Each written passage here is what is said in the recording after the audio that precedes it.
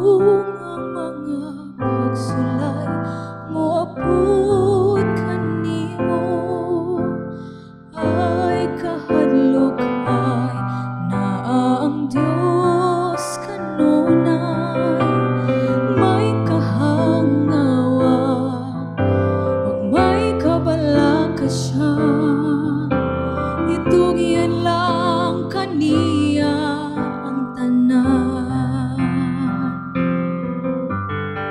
Kung satak na nga di mo nagyud maantos ang Ginoong Dios, tuulon og sampiton, may kahangawa ug may kabalaka siya, itugyan lang kaniya ang tanan.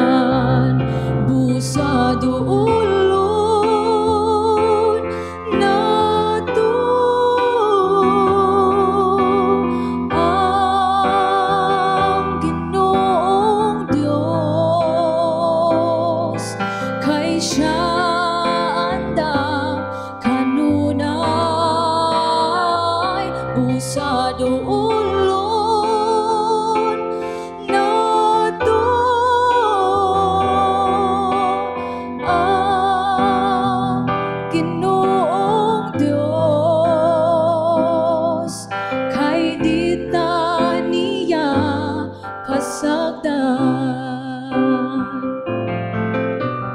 Kung satak na nga di mo nagyud maantos ang Ginoong Dios, tuulon og sampiton, may kahangawa ug may kabalaka siya, itugyan lang kaniya ang tanan. Busa duolon nato ang Ginoong Dios, kay siya andam kanunay. Busa duolon nato ang Ginoong Dios, kay di ta niya pasagdan.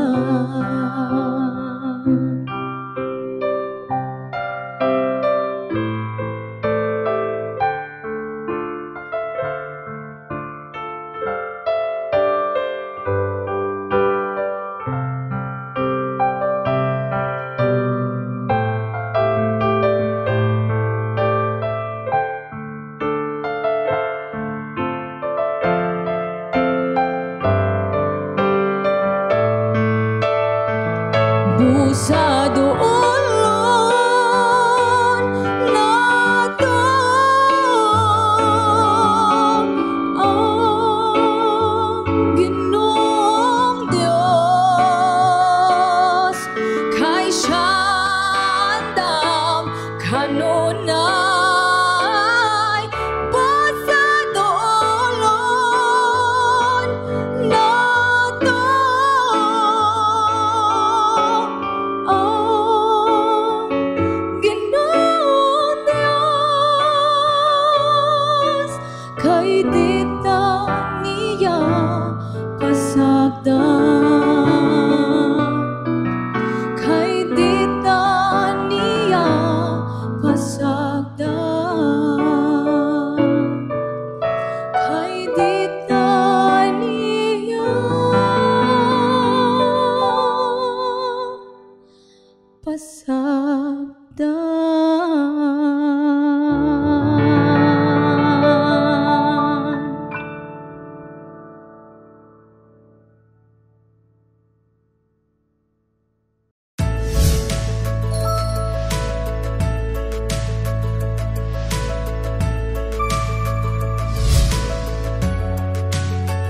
Akong gigi na pasalamatan ang Ministerial Association ng Central Philippine Union Conference under the leadership of Pastor Elmer Pagunsan sa pag-provide sa sining opportunity sa inyong alagad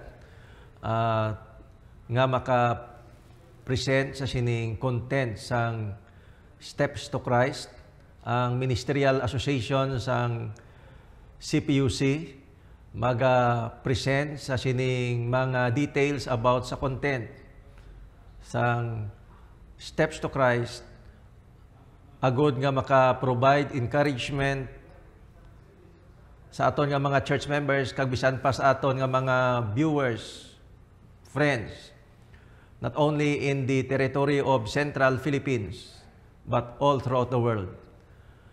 Ang Steps to Christ, mga kaigsuunan, isa ini kag gina-consider nga labigin basa sang mga katawhan sa tibuok kalibutan kag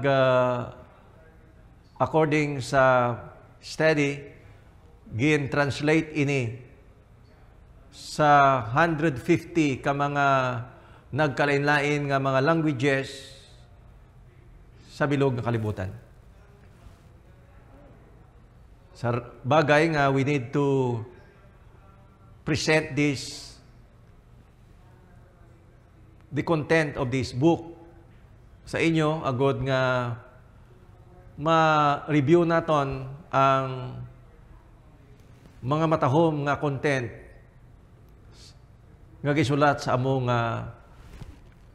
jutay nga libro sa sining series sa pagtuon.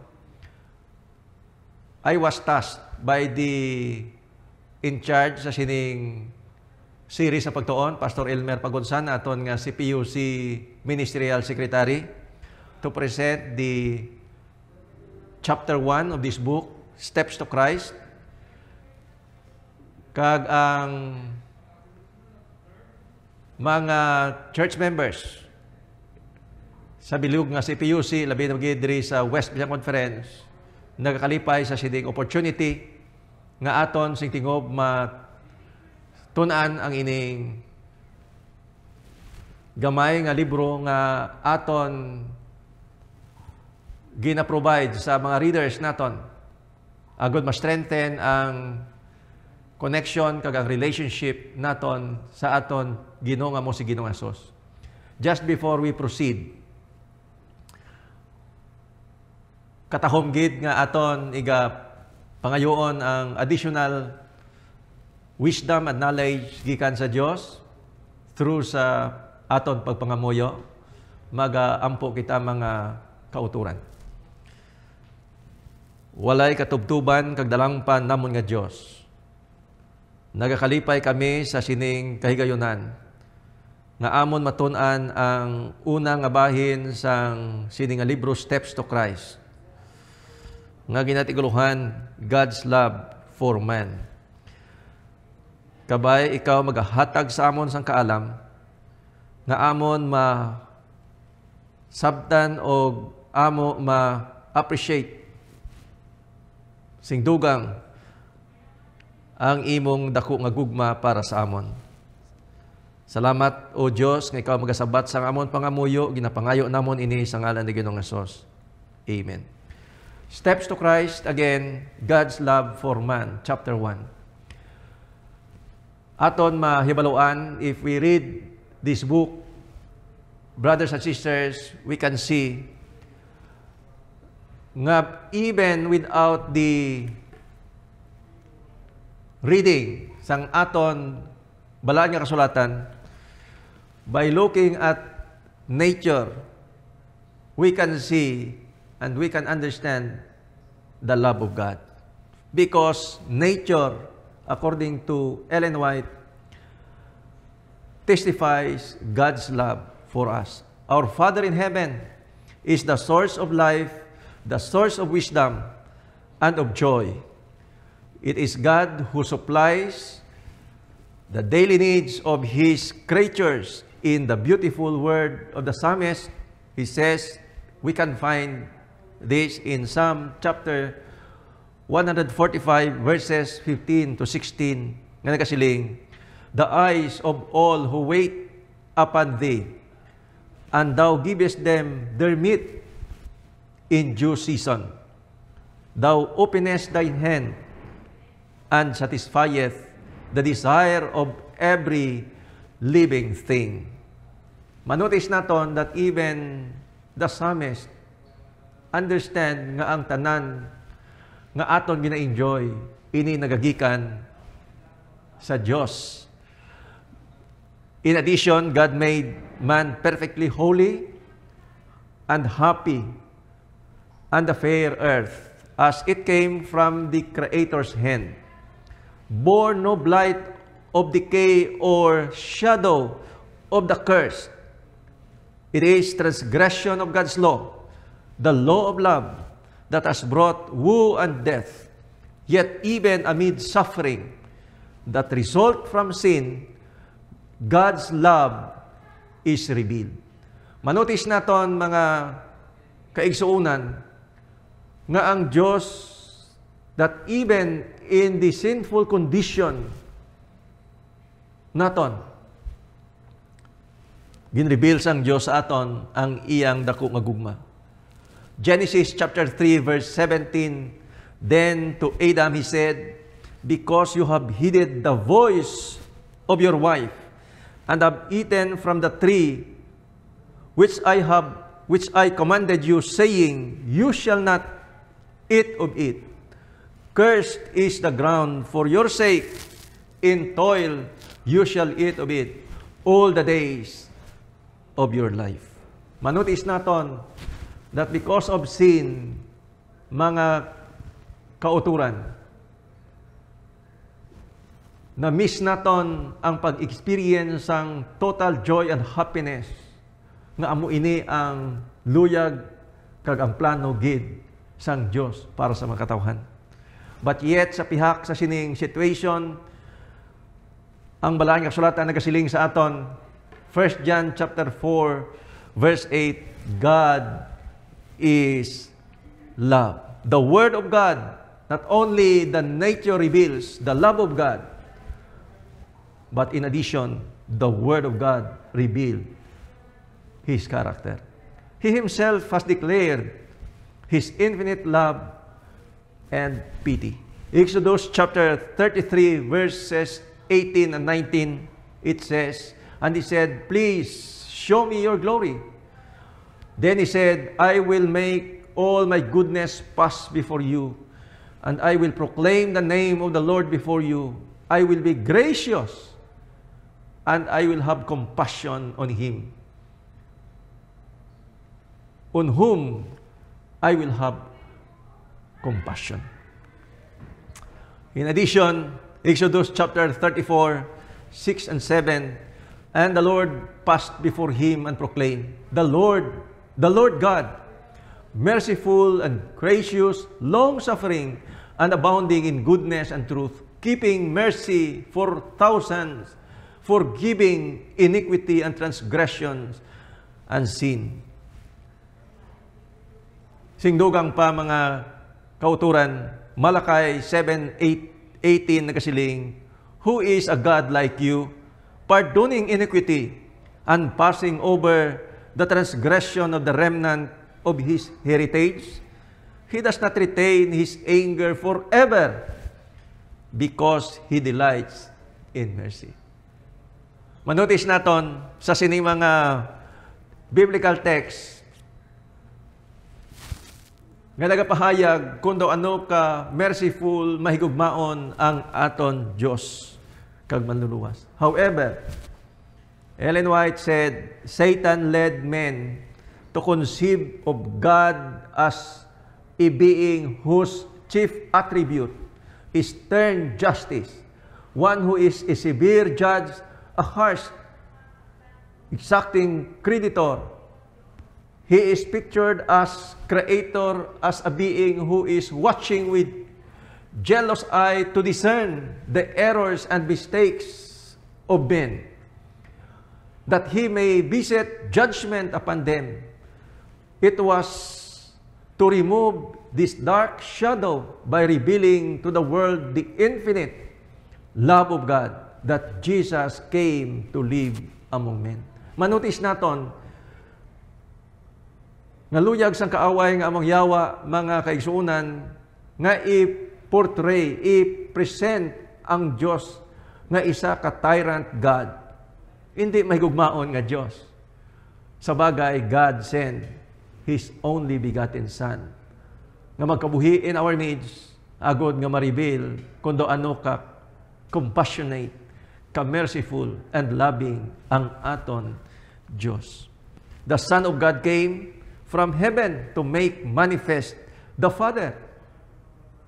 No man hath seen the Father, no man hath seen God at any time, the only begotten Son which is in the bosom of the Father.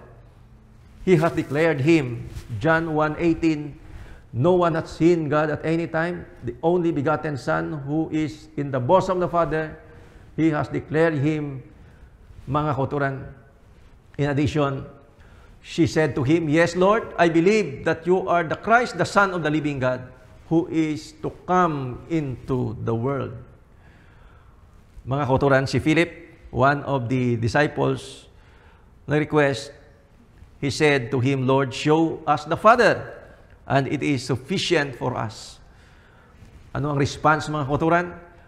Ni Jesus Christ sa pagsiling sa iyang gintutunan, ipakita sa amon ang amay, ang amahan. What was the response of Christ? He said, I have been with you with so long, and set you have not known me, and yet you have not known me, Philip. He who has seen me has seen the Father. So how can you say, show us the Father? So mga kauturan, manutis naton diri nga ang life ni Christ, mga kaigsuunan, nag-present kung ano ang aton God the Father.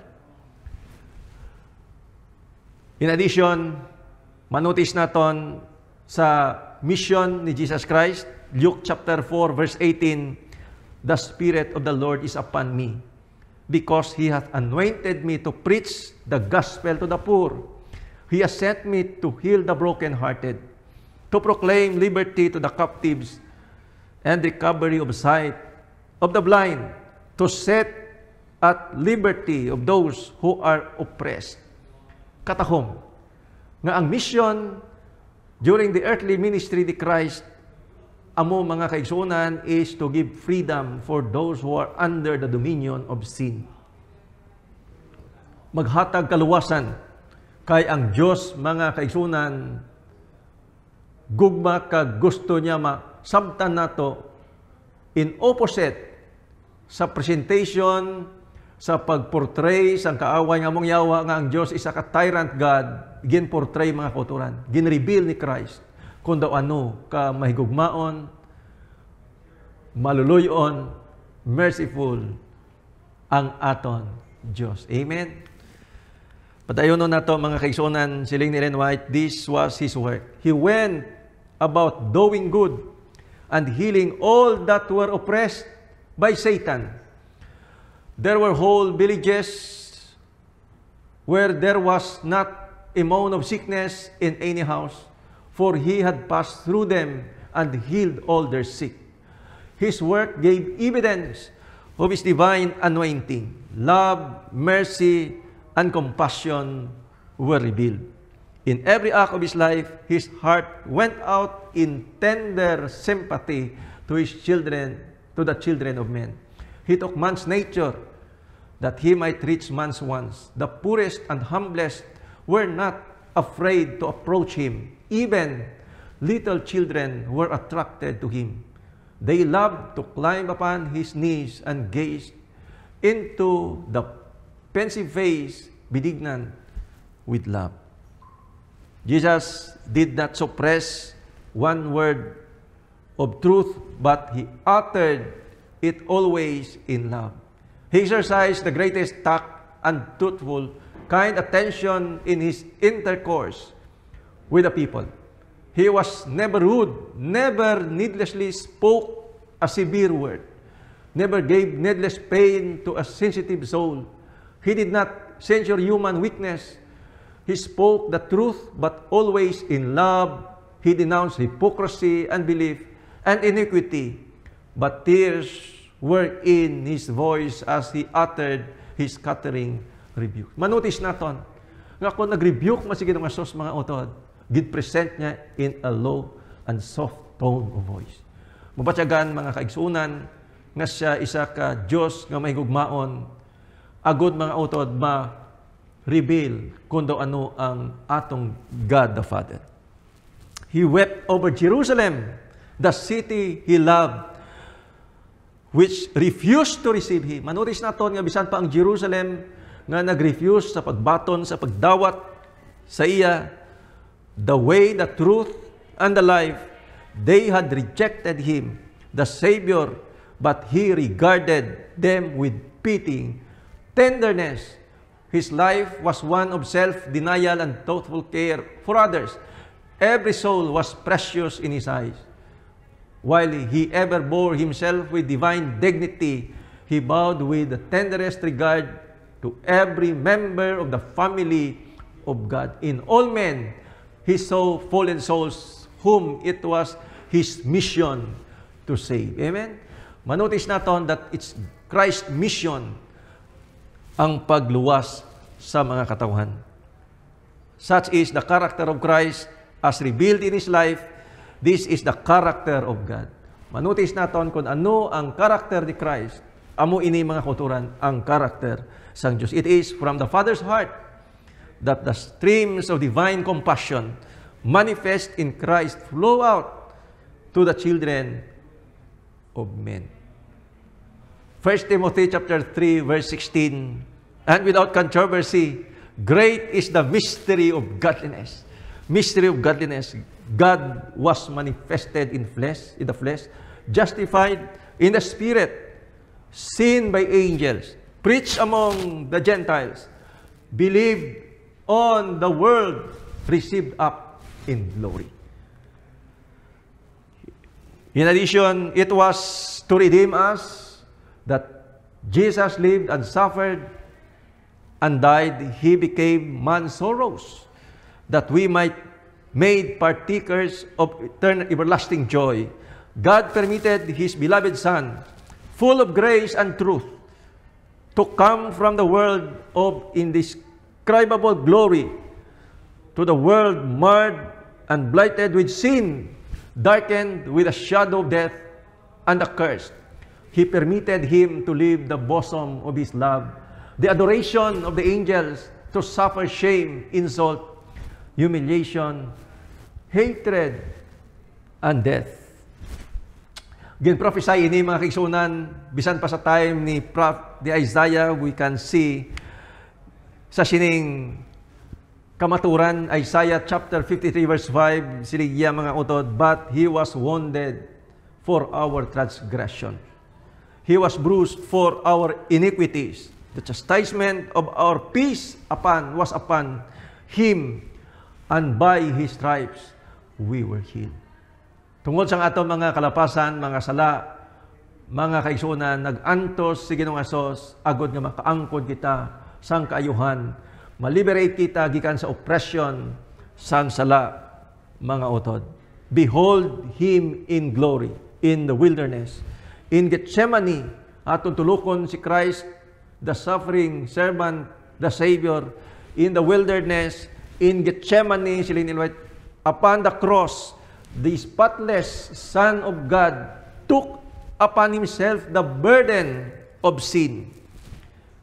He has been one with God, felt it is all the awful separation, na-separate mga kauturan, separation from His Father. Nga sang dira siya sa cross, siya nagsingit, nagasiling, my God, why have you forsaken me?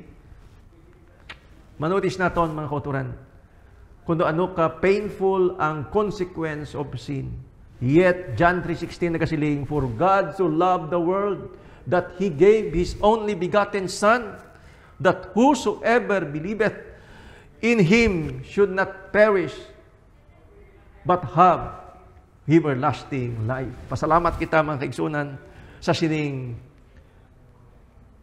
message na in spite of our sinful condition, in spite nga didalom kita sa oppression of sin, yet ang Diyos na gugma sa aton that through Christ maangkon aton kag naangkon naton ang kaluwasan. God suffered with His Son in the agony of Gethsemane, the death of Calvary, the heart of infinite love paid the price of our redemption.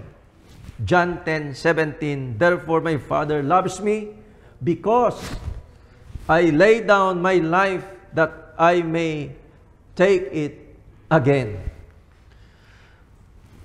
That is, my Father so loved you that He even loves me more for giving my life to redeem you. In becoming your substitute and surety, by surrendering my life, by taking your liabilities, your transgressions, I am endeared to my Father. For by my sacrifice, God can be just, and yet the justifier of him who believeth in Jesus. None but the Son of God could accomplish our redemption. For only He who was in the bosom of the Father could declare Him. Only He who knew the height and depth of the love of God could make it manifest.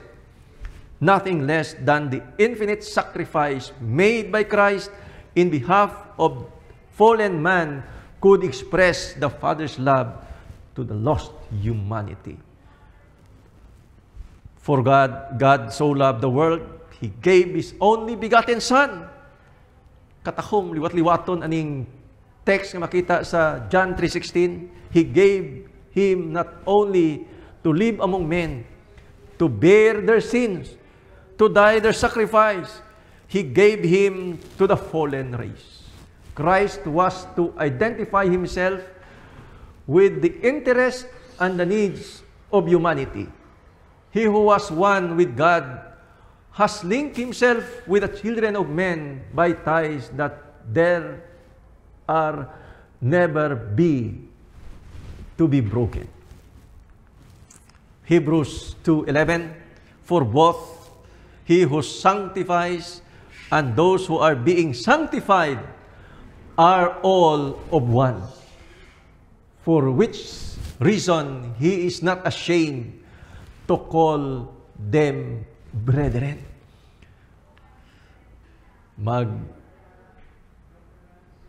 Ulutod lang kita mga kauturan, magsuon that even Christ wala na ulaw. He is not ashamed to call them brethren. He is our sacrifice. Christ is our sacrifice, our advocate, our brother, bearing our human form before the Father's throne, and through eternal ages, one with a race He has redeemed, the Son of Man. And all is that man might be uplifted from the ruin and degradation of sin, that he might reflect the love of God and share the joy of holiness. The price paid for our redemption, the infinite sacrifice of our Heavenly Father in giving His Son to die for us, should give us exalted conceptions of what He may become through Christ. As the inspired Apostle John beheld the height, the depth, the breadth of the Father's love toward the perishing race, he was filled with adoration and reverence. You see, makita na to that even sa Apostle John, sa iyang paglantaw sa sining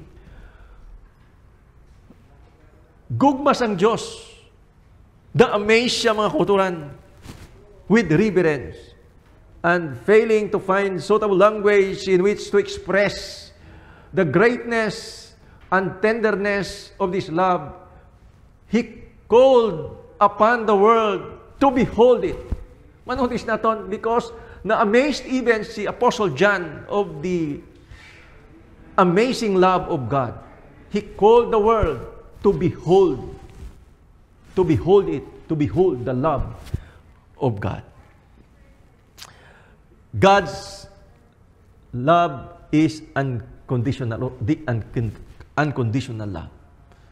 1 John chapter 3 verse 1, it says, "Behold, what manner of love the Father has bestowed upon us, that we should be called children of God.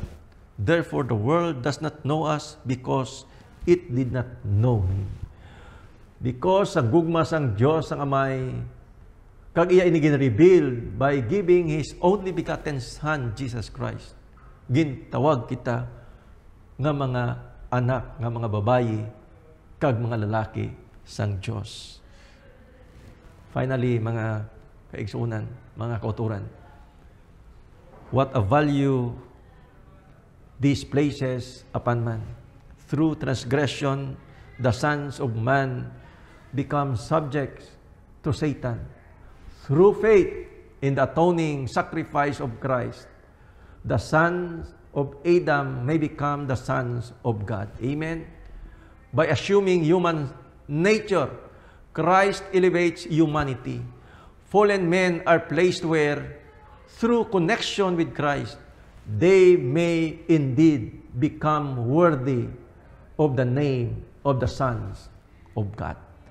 It is my prayer, mga kaigsunan, nga aton sabtan kining presentation, kag aton appreciate that even sa aton mga weaknesses, sa aton mga kasaypanan, if we will accept Christ as our personal Savior, we become worthy of the name, the sons of God. Ang Diyos magapakamayo sa aton nga tanan. This is my prayer. Magampo kita, mga kaigsunan. Walay katubtuban kagdalangpan namon nga Dios.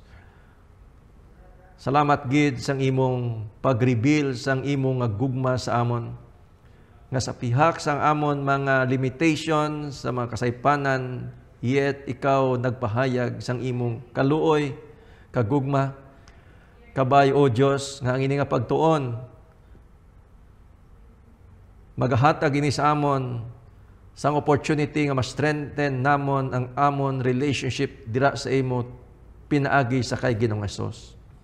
Patawara kami, Amay, ko sa diin kami nakapasubo sa imo. Kay ginapangayo namon ini tanan, bangod lamang sa ngalan ni Kristo nga amon bugto nga manluluwas. Amen. God bless you, mga kauturan.